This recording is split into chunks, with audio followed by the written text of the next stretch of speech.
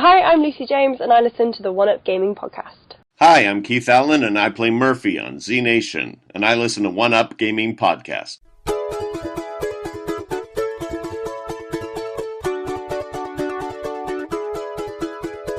Welcome to our podcast. We've got a lot to say about all the latest games you're gonna wanna play. We'll tell you what's on Xbox, PS3, PC, and more. We'll chat about some random stuff till you're rolling on the floor. This is One Up Gaming. Sit back and grab a drink. It's time to give a listen to what we have to think.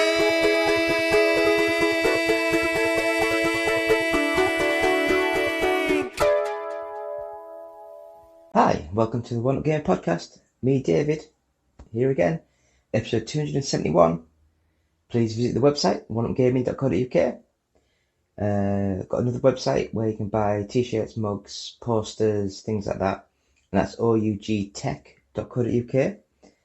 The sponsor of this show is a music album available from Amazon, available from Apple Music, a stream available from Spotify, things like that. And that's games inspired music. So that is the really lame, rubbish intro. Happy Halloween. It was only a few days ago. Well, something like that. So, I guess we'll just go straight into the games that we've had a quick go on this week. And the first game, I hate the title of this, it does not run off the tongue. Olympic Games Tokyo 2020, the official video game. And this one, it's made by Sega. It's kinda a more realistic sort of game than the Mario and Sonic All-Stars. Was it All-Stars or just Mario and Sonic at the Olympics? Something like that.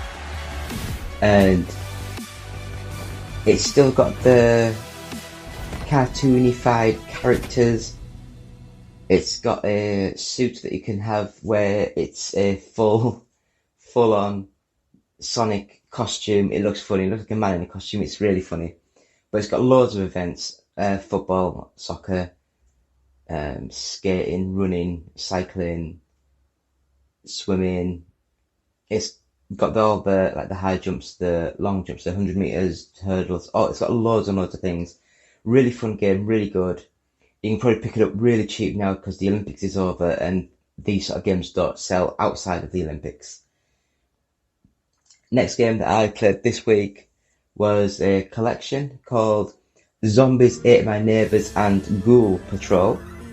Now, when I was a wee kid, I remember playing Zombies Ate My Neighbours on I think we had it on the SNES or the Mega Drive, can't remember. It was, well, I had a Mega Drive too, so I probably had it on the Mega Drive. It's a over-the-top shooter sort of game where you got to try and collect sort of innocent people and kill the zombies. So you have to collect keys and cards to get through doors and save people before the zombies find them. And you get say there's 5 people to find, you find the 5 available and then a door opens and you go to the next level. It's a fun little game. The Ghoul Patrol I've never played before. I believe it's its unofficial or the sequel to the game. But for some reason they added momentum to the characters. So if you're moving one way and try to turn round, you still move that way for a little bit as if you're on ice until your body moves back the way you want to go. And I just felt it wasn't as split second immediate as the old one. So I never quite liked the Ghoul Patrol game as much as the original. It looks nicer, but it just doesn't play as well. But as a collection, it's not bad and it's really cheap. I'd recommend it. It's a nice little set of games. Next up, Circuit Superstars. Now I remember getting a email message about this a few weeks ago saying, do you want to be a Formula 1 driver and all this, that and the other. So I thought, I'll give it a quick go. And it looks as if the developers have seen how big the Art of Rally became a couple of years ago. And these guys have made a similar sort of Micro Machine-esque sort of game, but the camera perspective seems to be much more fixed. Like the old, completely gonna blank on the name now, but the old 1989, like, there was like, oh, was it Ivan Summits? There was like a off-road trucker sort of game, and there was also Super Sprint, was it? It was more like a Formula 1 sort of game. Very top down, you just pressed accelerate and left and right, you had to go around like a figure of 8 circuit. Or this seems very similar to that. The graphics are much better, but they're still very cutified. So the cars are very squidgy, not squidgy, very, they look like little tiny bubbles. You know, they're proper squished in, squashed in. I weren't a big fan of the fact that the handling doesn't seem as immediate as I would like. But that's just me. It might be better to some people to feel a bit more grounded. But for me, if you're going for that sort of style, I want a bit more movement in the cars. And they seem to be like on a pivot point in the middle. So you're not turning the wheels to turn the car, you're just turning the car. And if you turn too much, you go into a spin. It's alright, I think it's about £15 to buy, so it's not exactly expensive. But the game itself, I don't know, just didn't quite click with me. I might give it another go sometime. But as it stands, it just didn't click. The next game that I played, and I only bought this because I wanted the new Football Manager mobile game, but it turns out that Sports Interactive have cancelled all the Android and the iOS ports of the game. So I bought the game on Steam so I can play it on my MacBook and my PC, and so that should be quite good. And I've not played it yet, I've just downloaded it, saved the save file, and then turned it off, and I've been busy as hell at work. So hopefully I'll be able to sit down and give that a good go sometime soon.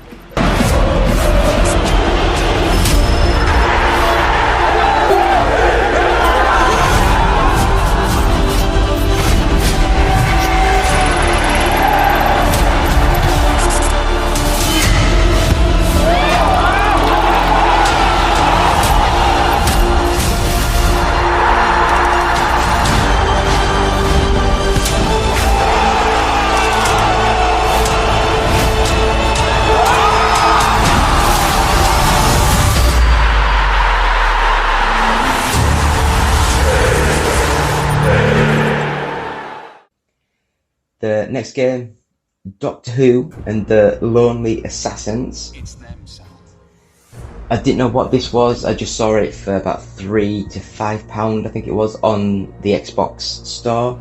So I thought, oh, I'll give that a go, it might be like a really good, cheap 3D sort of game with the Weeping Angels? Where if you look, the stand still, but if you look away, they come to you or something, I don't know. And it's a goddamn mobile port, isn't it? So it is literally just a mobile phone slapped into the middle of the screen with a nice background on the back, and you're just reading text off the screen and doing little puzzles. So on the Xbox, it's rubbish. You need a touch interface instead of a little cursor going around. But I'd have a guess if you can get it on your iOS or your Android phone, it'll be a good little time killer. It seemed quite interesting to do, very simple, probably made for the younger teen demographic. So for me, it's probably the right sort of mental sort of age. Again, it didn't look great, but it's just trying to emulate like a mobile phone sort of screen and stuff. So give it a go. It might get into it the more you read, the more you do. Next game, a game called Greylancer. And this one was, I think it's a side-on shoot 'em up, very similar to the R-Type sort of game. And yeah, it is a good game. Very hard. Died all the time. There's bullets all over the screen, so you class it as a bullet hell game. Looks nice, no slowdown, no hitching. You can have like your little side pod armor thing that you collect that goes around your ship. Either fires where you're firing, fires the opposite way you're firing, or it continuously spins round, firing all directions. So there's a lot of strategy, a lot of depth involved in this game. It's nice, very 8-bit style graphics, but it's 8-bit stylized, because this would never be done on, not even on a 16-bit machine.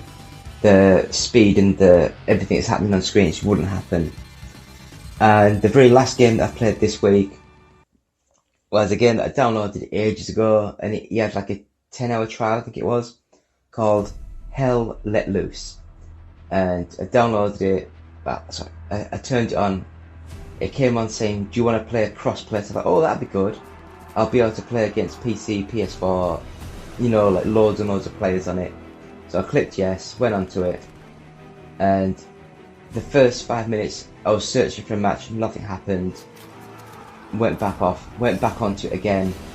Finally a match came on that I came into, and I was randomly walking around this big open world, and I couldn't see what the hell was happening, and I think I eventually saw 2 different people, or 3 different people, but one was frozen, so I killed them just to put them out of the misery. And there was one that I followed that hit a landmine, and the next one, they were in a mobile jeep tank thing that they drove past. But I didn't get into a firefight or nothing, so I turned it off. So please let me know in the comments if the game's worth playing again, or if it's just dying and I just delete it and don't bother with it anymore. But that's the games we've been playing this week.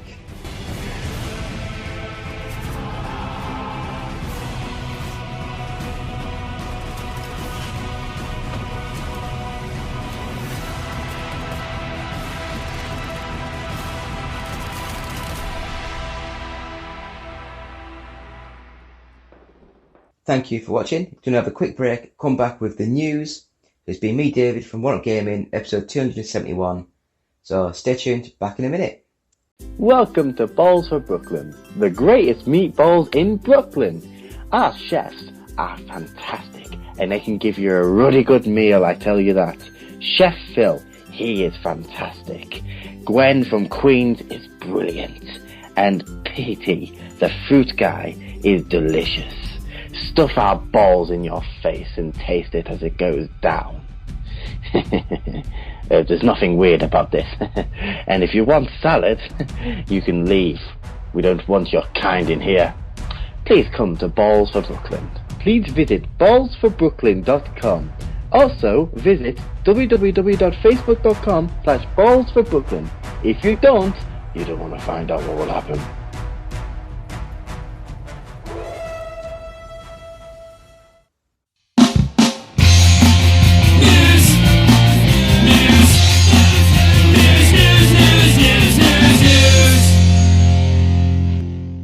And we're back. It's me, David, One Up Gaming, episode 200. Put these silly teeth back in. Episode 271 of the One Up Gaming podcast. Thank you all for coming back. And it looks as though the developers of the Pokemon Go, I think it was it Go? App, the Niantic, their augmented reality version of Harry Potter, so the Harry Potter Wizards Unite game is set to shut down in, I think, well, it's pretty soon. Is it like 2022, January sort of time? So, yeah, due to shut down next year, it will not be downloadable after December 2021. So, yeah, so it'll shut down January 31st, 2022. So, I'm just trying to see when it actually came out.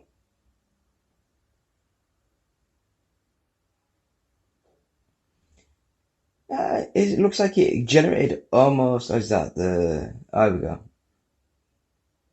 Yeah, so Pokemon Go has accumulated nearly 5.5 billion over its lifespan, and so I guess they don't need the Harry Potter sort of thing. But we'll have a quick look at the next bit of news. Where is it?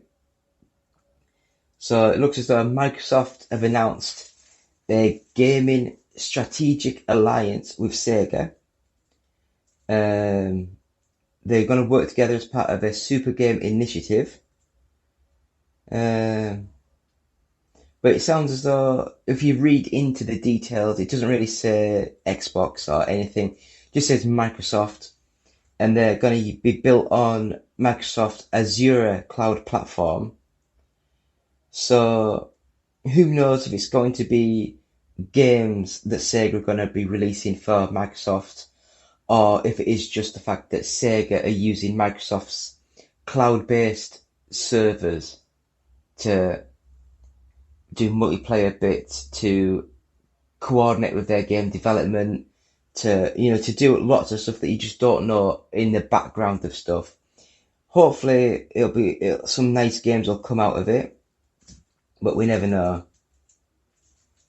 So the next bit of news, Nintendo hacker Gary Bowser pleads guilty on piracy charges. So he pleaded guilty to multiple charges of hacking against Nintendo. He's been ordered to pay $4.5 million, and he faces up to 10 years in jail.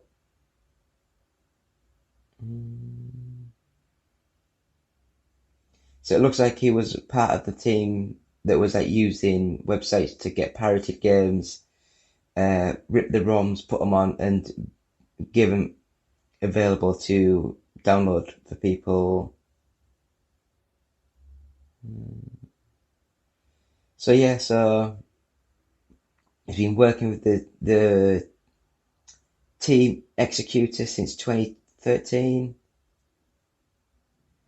So I'll put a bit of text on the screen now so you can read through the details, because it's a lot of stuff to read through, and I am not going to read through all that. So it looks as though there is a solo Donkey Kong movie reportedly in the works, and Seth Rogen is set to reprise his upcoming role as the iconic Nintendo character. It has been written by American IGN, because in the UK, Nintendo wasn't that big, and a lot of the old franchises back in the late 80s, early 90s were not massive. But anyway, so Seth Rogen's going to be the Donkey Kong. So hopefully this will be a few nice movies coming from the Nintendo side of things. Again, there's not much news, so we'll just skip on to the next bit of news. And it says, World of Warcraft game director says, removal of poorly aged WoW content isn't a smokescreen. We understand that we're not fixing systematic injustice by changing an emote in World of Warcraft. Yeah, it's one of those things which I don't get. It's like the original, not the original, but the 70s or 80s version of Flash Gordon. Like the one that had all the Queen music in that I loved as a kid. It was amazing. They've now had to, when they've re-released it on streaming platforms, can't remember if it was on Disney or if it was on one of the others, but they've had to have a title card at the beginning to apologise for the fact that Ming the Merciless is a white actor, but he's got his eyes done, eyebrows done, and the dress as if he's like a Chinese warlord sort of thing from like 18th century or 16th century, something stupid, probably like 12th century. But for me, it's like, he's not playing a Chinese warlord. He's playing a different world character, not a human being. So who knows if characters that were white dressed like that on their planet, that's their planet. They can do what they want. I don't get it. I really don't get it. But I do understand if some things look a bit in poor taste now, yeah, by all means, try and cut things, as long as it's not stuff that's important to the game. But it is just weird. So keeping on with the Blizzard sort of stuff, it's been announced now that Overwatch 2 and Diablo 4 will be delayed. The Blizzard is saying that delaying the upcoming sequels will give the teams extra time to develop long-term support. To develop long-term support? No, I don't know. They should just develop the game and then do the support afterwards. But I don't know. So yeah, so it looks like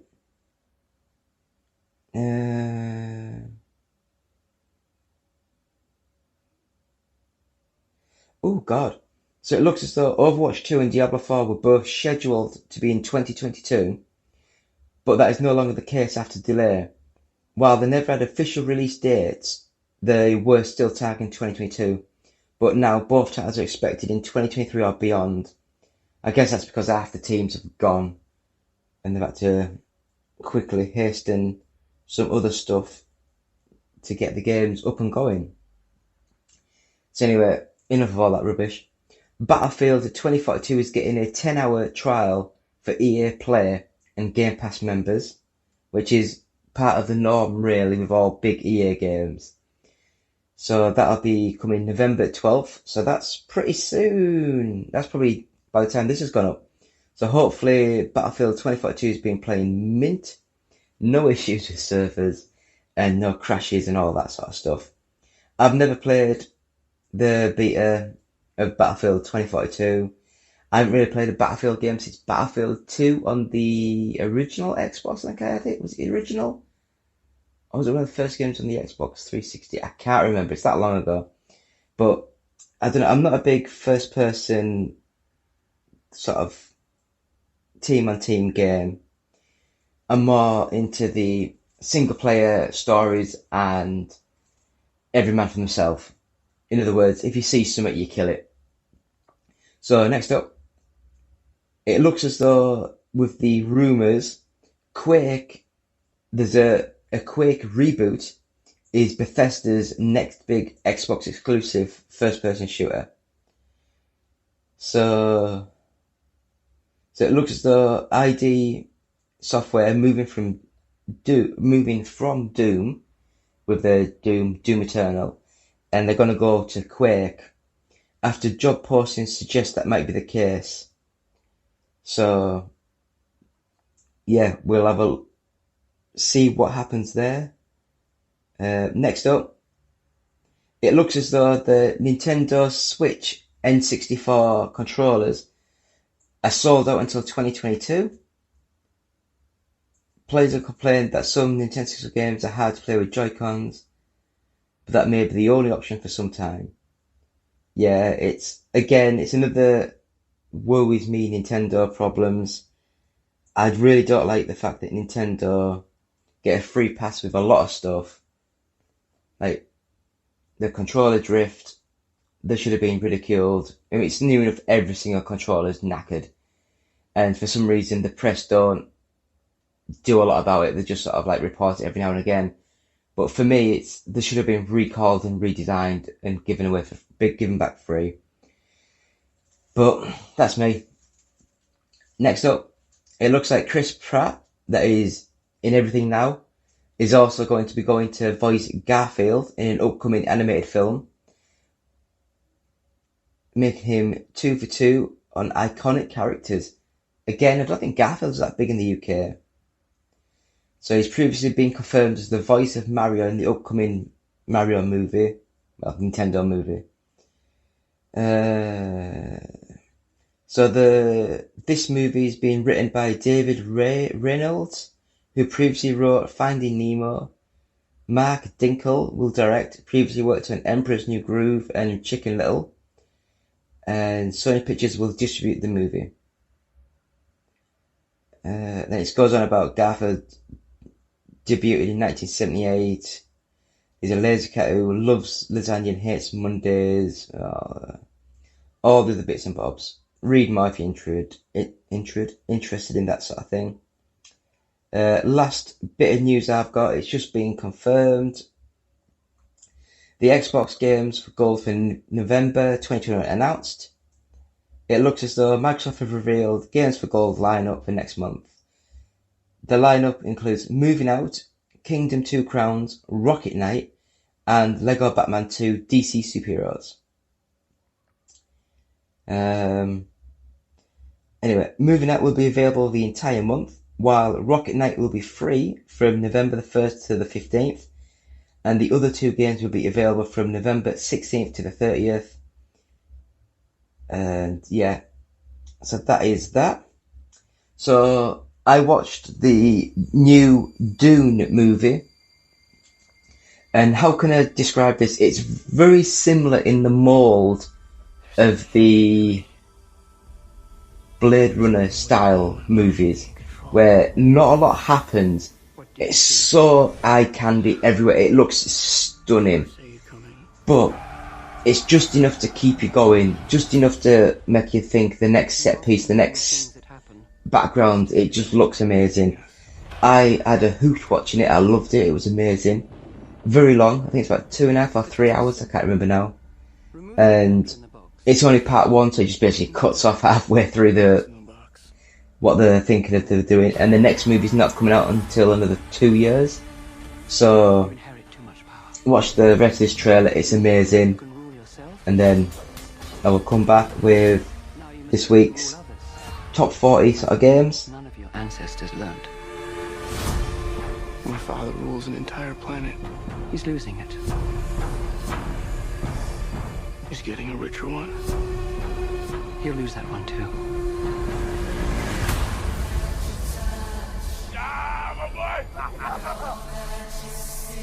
Arrakis is a death trap. Kill him. This is an extermination. They're picking my family off one by one. Let's fight like demons. An animal caught in a trap will gnaw off its own leg to escape. What will you do? I know you.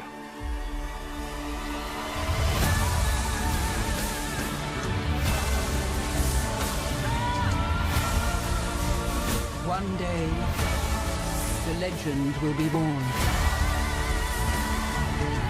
All of civilization depends on it. The future, I can see it.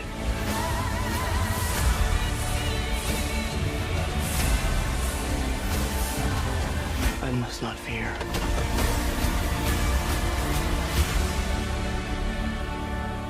Fear is the mind killer. My Lord Duke. Where the fear is gone, only I will remain. Go, go, go!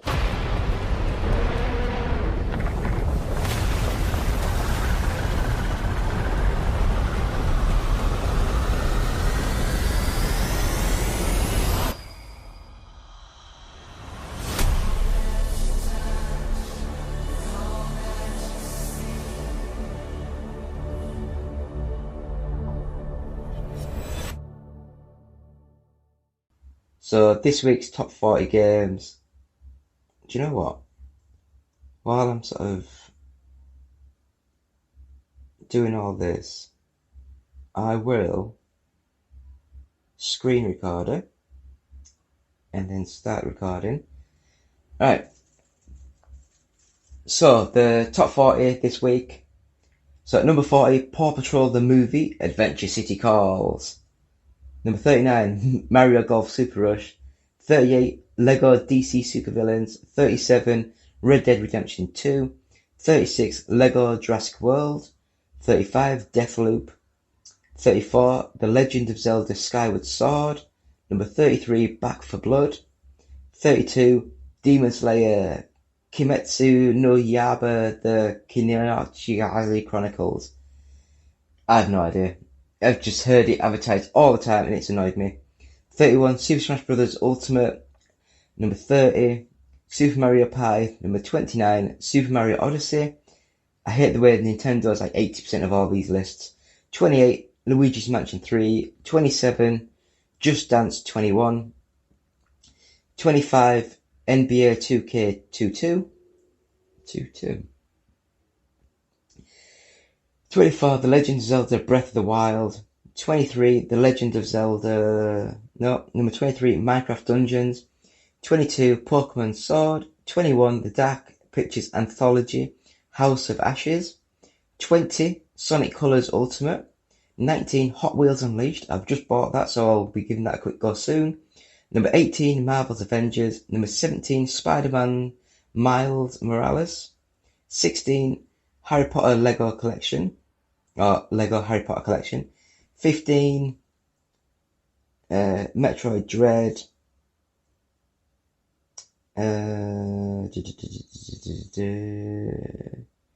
14, Ratchet & Clank Rift Apart. 13, Resident Evil Village. 12, F121, just bought that, so I'll give that one a quick go. 11, Assassin's Creed Valhalla. Number 10, Super Mario 3D World plus Bowser's Fury. Number 9, Grand Theft Auto 5. Number 8, Riders Republic. Number 7, Minecraft. Number 6, Animal Crossing New Horizons. Number 5, Mario Kart 8 Deluxe. Number 4, Far Cry 6. Number 3, Mario Party Superstars. Number 2, Marvel's Guardians of the Galaxy. It's nice to see that come straight up there. And number 1, FIFA 22, that's in the charts this week at number 1. So thank you to GFK Entertainment for their software charts, all formats. So that is that. So I guess I'll just come back. Well, I won't come back. I'll just say thank you for watching. It's been me, David, One Up Gaming, episode 271 of the One Up Gaming podcast. Please go to our website, oneupgaming.co.uk. Go to our Patreon site, which is patreon.com/OUG. We have bits on bluecyborg.com. Just search One Up Gaming. The music album, Games Inspired Music, is available now. If you buy that, 20% of each sale will go to the Child's Play charity. We have our first 100 podcasts available from audiobooksontape.com. It's £9 plus £1 of that sale will go to Diabetes UK. We have Amazon links on the website. If you're buying anything from Amazon, click on the website, oneupgaming.co.uk, click the link. You just get directed to Amazon, buy what you're buying, and we get a small little 10% thing, or like a couple of quid, just for advertising Amazon and on the website. We're on Facebook, we're on YouTube, just search One Up Gaming. We're on Twitch, it's twitch.tv/OUGofficial. We're on tweet us, it's at OUGofficial. Email us, contact@oneupgaming.co.uk. And if you want to subscribe to the podcast, please subscribe, give 5 stars, positive feedback, or if you're watching this on YouTube, please subscribe to the YouTube channel. Thank you. I guess that'll do for episode 271. It's been me, David, saying thank you all. Have a great week. Goodbye. So, if you're looking for some amazing, fully illustrated children's books, look no further, as we have a few from MC Jackson. Now, these books are all cute and engaging, and they're a great read for children and adults. They're beautifully illustrated, and they're designed to capture the imagination of every child that will read the books. So basically, we have Sparky Saves George from a Wild Boar, which this is, as you can guess, it's about a little dog. George and Sparky is about a boy who has a pet puppy that he believes can protect him from dangers. Sparky ends up rescuing George from a possible attack from a wild boar, and is seen by George as a superhero. So that's a nice heartwarming tale. Next up we have the Renner the Raccoon. Now, Renner Raccoon's visit to the lake is about a young female raccoon that gets caught up in the joys and fantasies of a lake. She is in her own little wonderland until her parents responsibly come to get her. So, not giving much away with that one. The next one is My Big Red Furry Kitten. The cover is quite sweet, with a little ball of yarn. So this book, My Big Red Furry Kitten, is about a kitten of unusual size and thicker than normal fur. She has a dog for a playmate and she appreciates her owner very much. She is a happy kitty. So again, not really giving much away of the story or content there. And the last one we have here is Rob and the Bottlenose Dolphin. So this one is about a little boy who falls asleep on a cruise liner and has a fantastic dream until his father wakes him up. So as you can imagine, lots of fun happening there. So as I say, these are really nice children's fully illustrated books. Now, you can get them basically at the moment through, I think it's Amazon for like the Kindle and things like that, and they're basically $2 each, so not very much. So for us in the UK, I'd have a guess it'd work out about £1.40, £1.30 each, so again, very little for them. So if you would like to find out more, here is the website, https://www.facebook.com/media/set/set equals A.910678331.1073746943893893044. The symbol for and then type equals 3.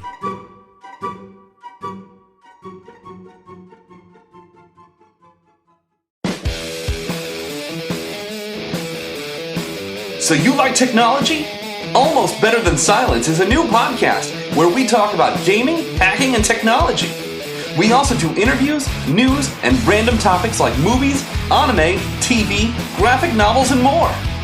We're also developing a mobile game, but we'll keep listeners updated throughout that process. So please download and subscribe to the Almost Better Than Silence podcast today!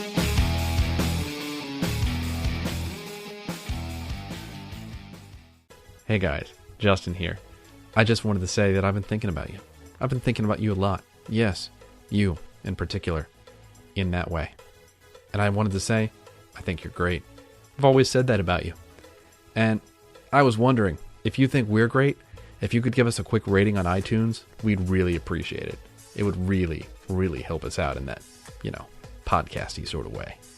And if you're feeling particularly festive, perhaps even a little saucy, maybe stop by our Patreon page at www.patreon.com/OUG and see if you can't slip a few bucks our way. After all, every little penny or whatever space money they use in Europe helps out the show. Thanks for listening. OUG Gaming will always be free, but with your support, we can always move forward and always be better.